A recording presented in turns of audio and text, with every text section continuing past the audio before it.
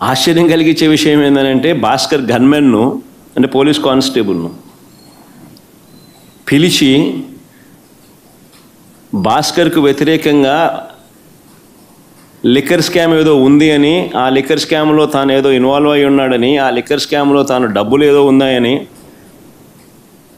కానిస్టేబుల్తో statement ఇప్పించుకునే ప్రయత్నం చేస్తే ఆ గన్మెన్ ఆ గన్మెన్ అంటే ఆ కానిస్టేబుల్ ఎవరైతే ఉన్నారో ఆ గన్మెన్ ఆ కానిస్టేబుల్ ఇలాంటి తప్పుడు స్టేట్మెంట్లు నేను ఇయ్యలేను అన్నందుకు తనను కొట్టి చిత్రహింసలకు లోను చేస్తే ఆ దెబ్బలు తిన్న కానిస్టేబుల్, సిట్టింగ్ కానిస్టేబుల్, డ్యూటీలో ఉన్న సిట్టింగ్ కానిస్టేబుల్, దెబ్బతిన్న కానిస్టేబుల్ ఏకంగా వీడియో తీసి తనకు తగిలిన దెబ్బలన్నీ చూపిస్తూ ఆ దెబ్బలను డిస్ప్లే చేస్తూ జరిగిన సంఘటన తాను చెబుతూ డీజీపీకి లేఖ రాసి గవర్నర్కు ప్రెసిడెంట్ ఆఫ్ ఇండియాకు లేఖలు పంపించినాడు.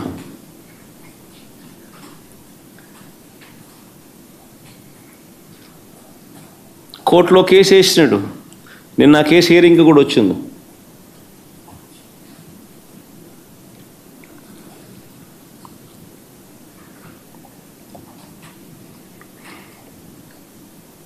ఆశ్చర్యం కలిగించే విషయం ఇదంతా. నిజంగా చెవిరెడ్డి భాస్కర్ రెడ్డి పేరు సంవత్సరంగా ఎప్పుడు చూస్తూ ఉన్నాం. ఏ రోజు కూడా కనీసం ఎప్పుడు దీంట్లోకి ఎప్పుడు ఎవరు ప్రస్తావించిన కూడా లేదు. గతంలో కూడా ఎప్పుడు సడన్గా భాస్కర్ పేరు తీసుకొచ్చారు. ఇప్పుడు సడన్గా భాస్కర్ను ఇరికిచ్చే దానికోసం సడన్గా ఒక కొత్త క్యారెక్టర్ ఇంకొక కానిస్టేబుల్ ఏమన్నా గిరి అని ఇంకొకరిని తీసుకొచ్చినాడు. అంటే ఒకడు విన్నాడు, ఒకడు వినలా. గిరి అని ఇంకొక కానిస్టేబుల్ తీసుకొచ్చాడు. ఆయనతో గిరి అనే వ్యక్తితో భాస్కర్ మాట్లాడినాడు. అంటే ఆబ్వియస్లీ తన దగ్గర ఉన్న గన్మెన్ ఎవడైనా కూడా మాట్లాడతాడు. ఎక్కడికి పోతున్నావు, వస్తున్నావా, ఎక్కడున్నావు, నువ్వు వస్తున్నావా, ఎప్పుడు వస్తున్నావు, ఏం చేస్తున్నావు, నేను ఇక్కడికి పోతున్నావు, నువ్వు ఎక్కడున్నావు, ఏదో మాట్లాడి ఉంటారేమో. మామూలు సహజంగానే జరుగుతాయి. మన మాదిరి అట్లీస్ట్ నా మాదిరి ఇంతమంది గన్మెన్ ఉండరు కాబట్టి, ఉండేది ఒకరికో ఇద్దరు ఒకడో ఉంటాడు కాబట్టి వీళ్ళు ఎక్కడికైనా పోయేటప్పుడు విఐపి పోయేటప్పుడు నువ్వు ఏడుండవు స్వామి, నువ్వు వస్తున్నావా, వస్తే ఇద్దరం కలిసిపోదామని చెప్పి మామూలుగా ఎవడైనా మాట్లాడుకుంటారు. నేను ఆశ్చర్యం చెప్పేది ఫోన్లో మాట్లాడిన ఎక్కువసార్లు ఫోన్లో మాట్లాడినారు. అంటే నీ డ్రైవర్తో కానీ నీ ఇంట్లో ఉన్న ఎవరితో ఉన్నా కానీ నువ్వు ఎక్కువసార్లు మాట్లాడితే చాలు. ఆ మనిషిని పిలుచుకొని రావడం, ఆ మనిషితో ప్రలోభాలు పెట్టడం, ఆ మనిషిని భయపెట్టడం, ఆ మనిషితో తప్పుడు స్టేట్మెంట్లు నీ ఇష్టం వచ్చినట్టుగా ఇప్పించడం, ఆ ఇప్పించిన స్టేట్మెంట్ ఆధారంగా ఈయనను అరెస్ట్ చేయడం. నిజంగా ఏం జరుగుతూ ఉంది ఇది? అదే మాదిరిగా ఇప్పించే ప్రయత్నం ఇంకొక కానిస్టేబుల్ మీద కూడా చేస్తే, ఇంకొక కానిస్టేబుల్ ఇష్టపడకపోతే ఆ మనిషిని కొట్టే స్థాయిలోకి వెళ్ళిపోతే ఆ మనిషి ఏకంగా వీడియో తీసి జరిగిందంతా చెప్పి వీడియోను లెటర్ను ఏకంగా డీజీపీకి నుంచి ప్రెసిడెంట్ ఆఫ్ ది కంట్రీకి గవర్నర్కు లేఖ రాసి కోర్టులో కేసు వేసినాడు. అంటే ఈ మాదిరిగా ఇరికియాలనుకుంటే ఎవరు తట్టుకోగలుగుతారు?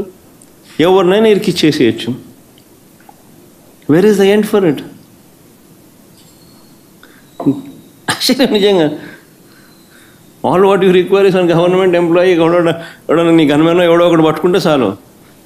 నెక్స్ట్ చంద్రబాబు నాయుడు దగ్గర, లోకేష్ దగ్గర పనిచేస్తాను గన్మెన్ ఒకటి దొరికితే చాలు. అది ఎట్లా గవర్నమెంట్లో ఎవడుంటే గవర్నమెంట్ కనుక అనుకూలంగా చెప్తారు.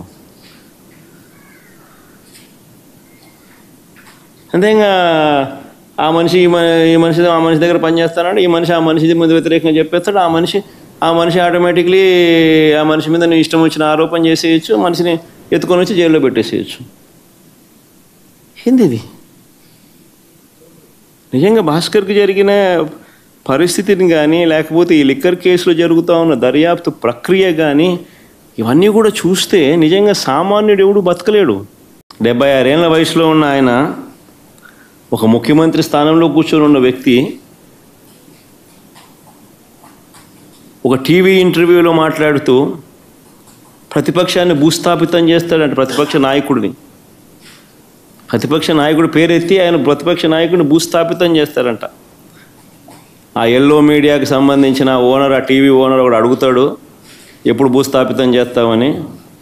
ఈయన అదిగో మొదలు పెట్టేశాను, చేస్తూ ఉన్నాను, త్వరలోనే చేసేస్తాను ఈయన అంటాడు. ఆశ్చర్యం, 76 ఏళ్ళ ముసలాయనైనా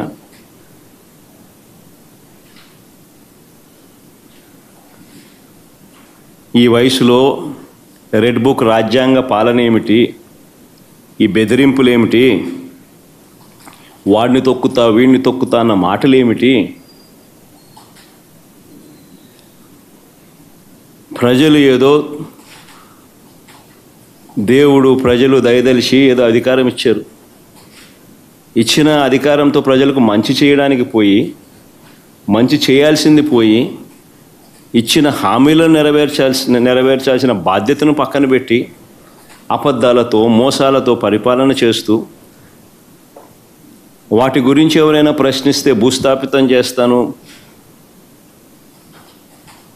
అనే మాటలు మాట్లాడుతూ ఉన్నాడు ఈ వ్యక్తి.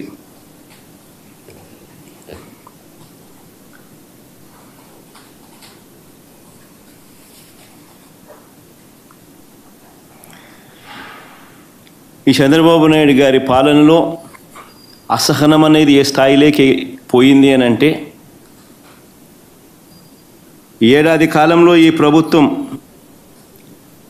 ఈ ప్రభుత్వంలో ఏ ప్రభుత్వము కూడా గతంలో ఎప్పుడు చూడని విధంగా వ్యతిరేకతను చంద్రబాబు నాయుడు గారు ఈరోజు చూస్తూ ఉన్నారు.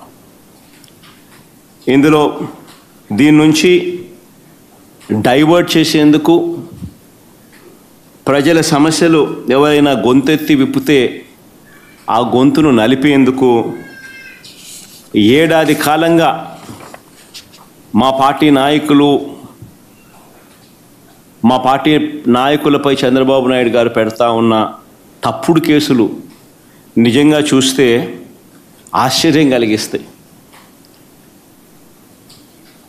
ఎవరు గలం విప్పినా కూడా గలం విప్పకూడదు అనే ఉద్దేశంతో, విప్పనివ్వకూడదు అనే ఉద్దేశంతో తప్పుడు కేసులు పెడతా ఉన్నారు,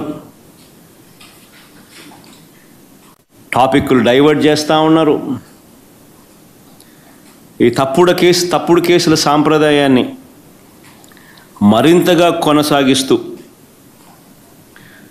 మొన్న కరెక్ట్గా నా ప్రోగ్రాంకు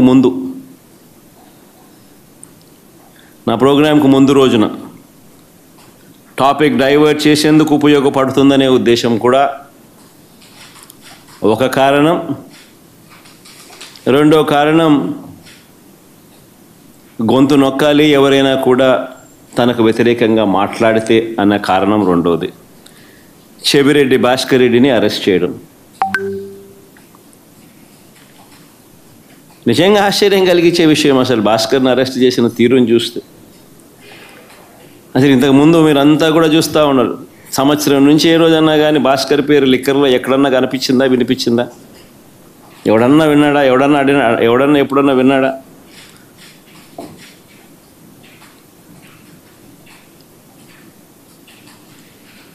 భాస్కర్ని ఇరికిచ్చేందుకోసం తప్పుడు సాక్ష్యాలను క్రియేట్ చేస్తూ ఉన్నారు.